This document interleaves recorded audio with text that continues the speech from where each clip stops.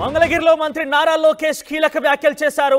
మా నాయకుడు చంద్రబాబు ఓర్పు సహనంతో వ్యవహరించాలన్నారు. అందుకే ఈ రకంగా మేమందరం సహనంతో ఉన్నాం, లేదంటే వివాదాలు చేయాలంటే 2 నిమిషాల సమయం సరిపోతుందంటూ కూడా ఆయన చెప్పారు.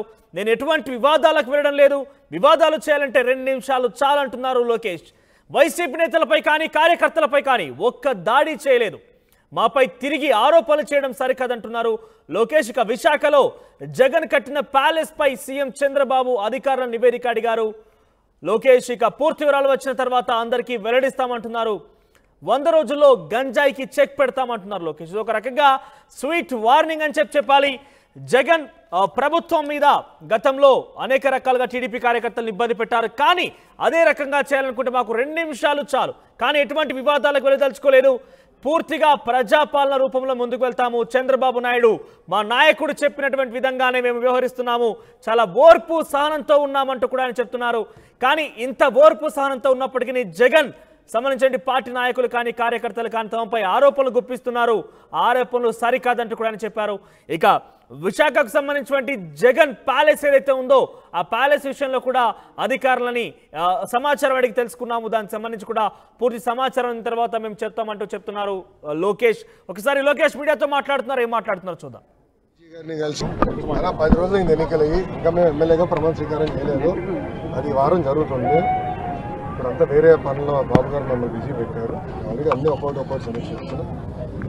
డిపార్ట్మెంట్ వారిగా నేను కూర్చుంటాను, అన్నీ రివ్యూ చేస్తాను, దాని తర్వాత నేను స్పందిస్తాను.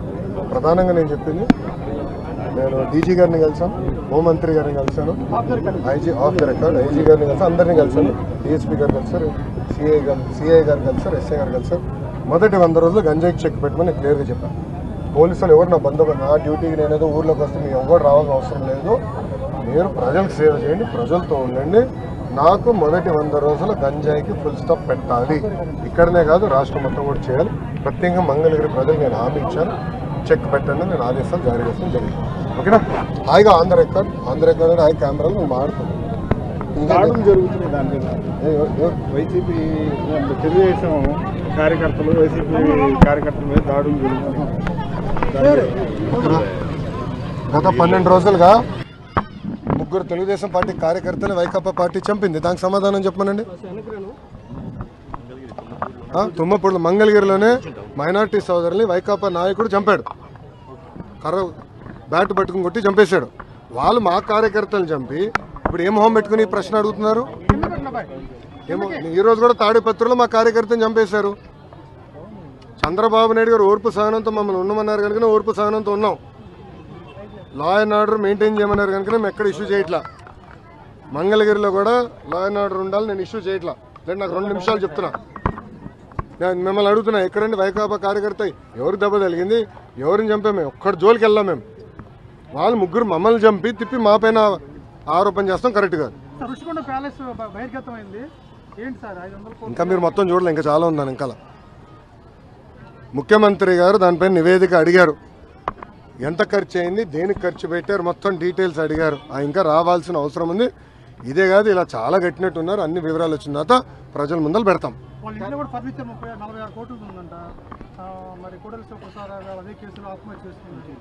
అదంతా అధికారులు వాళ్ళ ప్రాసెస్ వాళ్ళు ఫాలో చేసుకుంటారు. Thank you. గంజాయి కేసులో గతంలో ఎక్కడికక్కడ ఆపేశారు, అంటే దొరికినట్టు పట్టుకున్నారు కానీ లోపలికి వెళ్ళలేదు. నేను గంజాయి విషయంలో కఠినంగా వ్యవహరించమని మంగళగిరి నియోజకవర్గంలో ఉన్న పోలీసు సిబ్బందికి నేను ఆదేశాలు జారీ చేశాను. మొదటి 100 రోజుల్లో గంజాయి ఫుల్ స్టాప్ పెట్టాలని నేను చెప్పాను. ప్రత్యేకంగా నేను డీజీ గారిని కలిసి హోంమంత్రి గారిని కూడా కలిసి నిన్న రాత్రి కూడా హోంమంత్రి అనిత గారితో కూడా మాట్లాడటం జరిగింది. పాదయాత్రలో గంజాయి వల్ల కుటుంబాలు ఎలా నాశనం అయినాయో నేను చూశాను. మీరు కఠినంగా వ్యవహరించాలని ఆమెను కోరాను. మేడం గారు కూడా సమీక్ష పెడతా అన్నారు, సభ్యుతో రివ్యూ చేస్తా అన్నారు. ప్రజలందరూ చూస్తారు కదా, మొదటి 100 రోజులు గంజాయికి ఫుల్ స్టాప్ పెట్టే బాధ్యత తెలుగుదేశం, జనసేన, భారతీయ జనతా పార్టీ ప్రభుత్వం తీసుకుంటుంది. స్వామి 10 రోజులు కూడా అవ్వలేదు స్వామి. అది కాదు, మీడియా మిత్రులందరూ వెళ్ళి 10 సంవత్సరాలుగా పనిచేసిన శాసనసభ్యుడిని అడగాలి ఏం చేశారు. 10 రోజులు అవన్నీ లోకేష్ అడిగితే ఎట్లా ఉంటుంది స్వామి? నాకు 5 సంవత్సరాలు గెలిపించారు. ఫస్ట్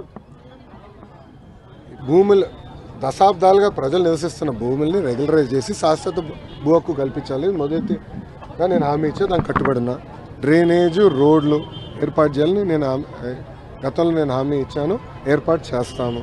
ఇంతేకాకుండా స్వర్ణకారులకి ఇక్కడ గోల్డ్ క్లస్టర్ ఏర్పాటు చేస్తాను, ఆ హామీకి కట్టుబడిన. దాదాపు ఒక 10 కీలకమైన హామీలు ఇచ్చిన వ్యక్తి మీ లోకేష్. తప్పనిసరిగా పద్ధతి ప్రకారం చేసుకుంటూ వెళ్తాను. ఇంకా శాసనసభ్యుడిగా ఇంకా మేము ప్రమాణ స్వీకారం చేయలేదు, అది ఈ వారం జరుగుతుంది. ఇంకా నేను రివ్యూలు చేయలేదు, ఎంటీఎంసీ కానివ్వండి, ఇతర ఎనర్జీ డిపార్ట్మెంట్ కానీ వ్యవసాయ శాఖతో కానీ సిబ్బందితో ఇంకా నేను రివ్యూ చేయలేదు.